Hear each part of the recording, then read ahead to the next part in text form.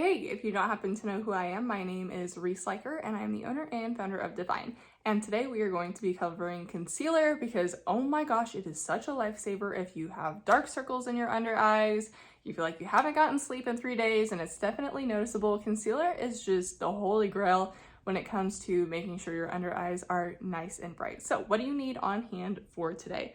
You're going to want your concealer pot. You can tell mine is well loved. This is usually the same shade as your foundation or powder so that it matches your skin tone. And then you're also going to want your dual camouflage stamper brush to apply concealer. Now we're only going to cover how to do this in the under eye today. If you want to get into acne and scarring coverage, that'll be a different tutorial. But taking your dual camouflage stamper brush, you are going to load up your concealer.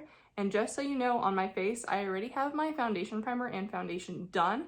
I do not have powder on. And when I did foundation, I skipped this little V area in my under eye, and that's where I'm going to be applying concealer. After this, we will apply powder. So do not powder your face in between doing foundation and concealer. But like I mentioned, I like to do my foundation primer, foundation, concealer, and then powder. That's the order of how I build my base and how I've been doing it on my clients in the salon for multiple years. So I have my concealer loaded up on my brush. What you're going to do is put your hand under your chin, look down, and tilt your head or tilt your eyes up a little bit. And this is going to help really open up your under eye when you are applying concealer so that you don't get as much of that creasing going on. And I like to kind of angle it out where the outer corner of my eye is to meet the tail of my brow. That's the angle that I use to apply my concealer in. And I'm blending it out. Here you can see I'm just really filling in that area that I did not have foundation. I cannot tell you guys how much I love concealer because when I just started recording this and I was like, I only see foundation, I look very tired, very sleepy. But now that I have concealer on, I feel like it looks so much better. Even just the one eye. It's like, oh yeah, that's me. I look like I have gotten some sleep this week. It's a Monday, but you know, I've gotten a little bit of sleep. So same thing on the other eye.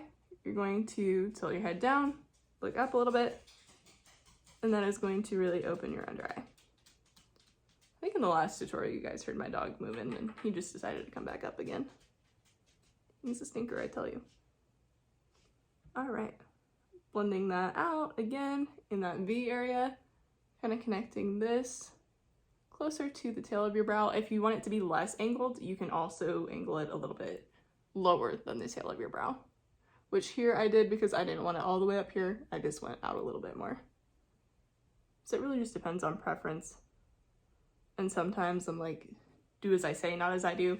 But it really just comes down to how you like doing your makeup. I've changed it so many times over the last 5 years, and sometimes it changes with, you know, new techniques and new trends coming out. So now I'm going to take my finger and I'm going to pat press right on top of that. That's kind of warming up that concealer because it's a creamy product and ensuring that there's really no creasing going on. So I'm just pat pressing that to smooth it out. So there is no creasing, but that is where I would apply concealer on a regular basis. Everybody will do that. And then, like I said, we'll cover acne and scarring coverage in a later tutorial. But thank you for joining me for today's tutorial, and I will see you in the next one.